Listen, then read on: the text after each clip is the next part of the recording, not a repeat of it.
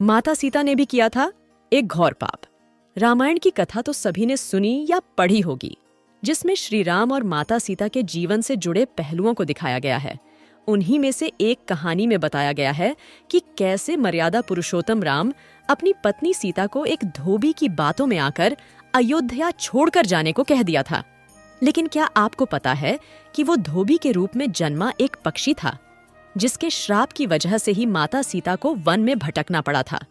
जी हाँ, आपने सही सुना, माता सीता को श्राप मिला था। आज हम आपको बताएंगे कि देवी सीता को किस पाप की सजा मिली जो उन्हें वन वन भटकना पड़ा। मिथिला नगरी में जनक राजवंश राज करता था। उन्हीं में से एक राजा सीरध्वज थे। एक बार यज्ञ के लिए वो जमीन जोत रहे थे। उसी समय वहां से एक छोटी कन्या निकलती है। इस सुंदर कन्या को देखकर राजा को बहुत खुशी हुई। उन्होंने उस कन्या को अपनी पुत्री बना लिया। उसका नाम सीता रखा। एक दिन सीता अपनी सहेलियों के साथ बगीचे में खेल रही थीं। वहां उन्हें एक तोते का जोड़ा दिखाई दिया जो बहुत ही खूबसूरत था। वे दोनों पक्षी एक पर्वत की चोटी पर बैठकर बातें कर रहे थे। पृथ्वी पर श्री राम नाम से विख्यात एक बड़े सुंदर राजा होंगे। उनकी महारानी का नाम सीता होगा। श्री राम सीता के साथ कई वर्षों तक राज्य करेंगी। धन्य है वे जानकी देवी और धन्य है वे श्री राम। तोते की ऐसी बातें सुनकर सीता ने सोचा कि ये दोनों तो मेरे ही बारे में बातें कह रहे हैं। इन्हें पकड़कर मैं इनसे अपने जीवन से जुड़ी सारी बातें पूछ सकती हूँ। इसीलिए उन्होंने अपनी सहेलियों से उन दोनों पक्षियों को पकड़कर लाने को कहा। उनकी सहेलियां उस पर्वत पर गईं और दोनों पक्षियों को पकड़कर ले आईं। माता सीता उन पक्षियों से कहती हैं कि तुम दोनों बहुत सुंदर हो। देखो, डरो नहीं, मैं तुम्हें कोई नुकसान नहीं पहुंचाऊंगी। तुम बस मुझे ये बताओ कि तुम कौन हो और कहां से आए हो। राम कौन है और सीता कौन है? तुम्हें उनके बारे में कैसे पता है? माता सीता के पूछने पर दोनों पक्षी बताते हैं कि एक बहुत विख्यात महर्षि वाल्मीकि हैं। हम दोनों उन्हीं के आश्रम में रहते हैं। महर्षि ने रामायण नाम का एक ग्रंथ लिखा है, जिसका पाठ उन्होंने अपने शिष्यों को भी कराया है। उन पक्षियों ने सीता को ये भी बताया कि इस ग्रंथ में महर्षि वाल्मीकि ने बताया है कि महर्षि ऋष्यशृंग के द्वारा किए गए पुत्रेष्टि यज्ञ से प्रसन्न होकर भगवान विष्णु, राम, लक्ष्मण, भरत और शत्रुघ्न ये 4 मानव शरीर धारण कर पृथ्वी पर जन्म लेंगे। बड़े होने पर श्री राम, महर्षि विश्वामित्र और अपने छोटे भाई लक्ष्मण के साथ हाथ में धनुष लिए मिथिला आएंगे और शिव जी के धनुष को तोड़कर सीता से विवाह करेंगे। फिर उस पक्षी के जोड़े ने कहा, हे सुंदरी, हमने तुम्हें सब कुछ बता दिया, अब हमें छोड़ दो, हम जाना चाहते हैं। पक्षियों की बातें सुनकर माता सीता के मन में और भी बातें जानने की इच्छा हुई। उन्होंने उन दोनों से पूछा कि राम कहाँ होंगे, वे किसके पुत्र हैं, कैसे वो मिथिला आकर जानकी से विवाह करेंगे? नर तोता बोला कि श्री रामचंद्र का मुख कमल के समान सुंदर, नेत्र बड़े बड़े और खिले हुए, नासिका ऊंची, पतली भुजाएं घुटनों तक, गला शंख के समान होगा।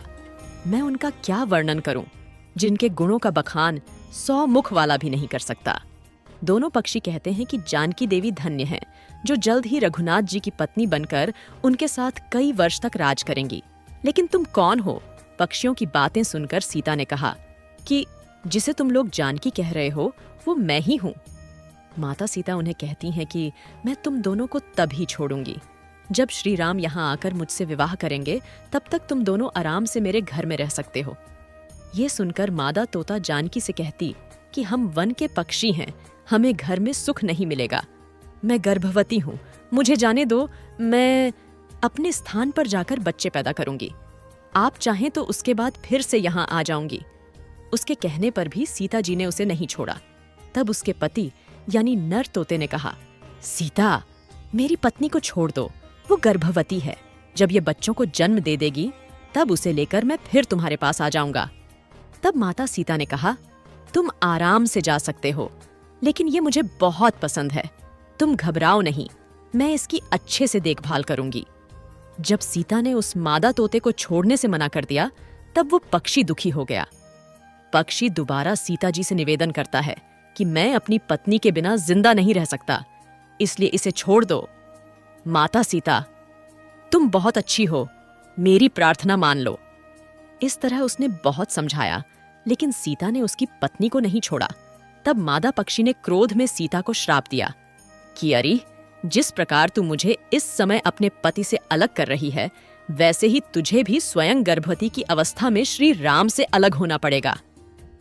कुछ दिन बाद पति से बिछड़ने के दुख में मादा पक्षी के प्राण निकल गए। पत्नी की मौत हो जाने पर नर पक्षी दुखी हो गया। फिर वो सीता जी से बोला कि मैं मनुष्यों से भरी श्री राम की नगरी अयोध्या में जन्म लूंगा। मेरे ही कारण तुम्हें पति के वियोग का दुख उठाना पड़ेगा। ये कहकर वो वहां से उड़ जाता है। कुछ साल बाद उसका जन्म अयोध्या में धोबी के घर हुआ। उस धोबी के कारण ही सीता जी का अपमान हुआ। उन्हें अपने पति श्री राम से अलग होना पड़ा। उस तोते का श्राप ही सीता जी के पति श्री राम से बिछड़ने का कारण बना। इसीलिए जब माता सीता गर्भवती थीं, तो उन्हें भी पति से दूर वन में रहना पड़ता है। आपने अक्सर लोगों को कहते सुना होगा कि हमें हमारे कर्मों का फल हमें यहीं मिलता है। इस कहानी से ये बात सिद्ध भी हो जाती है कि कर्म के फल से कोई भी नहीं बच सकता, फिर चाहे वो भगवान राम हो या सीता। सभी को अपने कर्मों को फल भोगना पड़ता है। उम्मीद है आपको यह कथा पसंद आई होगी। वीडियो को लाइक जरूर करें और कमेंट में जय श्री सीताराम लिखें। साथ ही चैनल को सब्सक्राइब करें। आप सभी का धन्यवाद।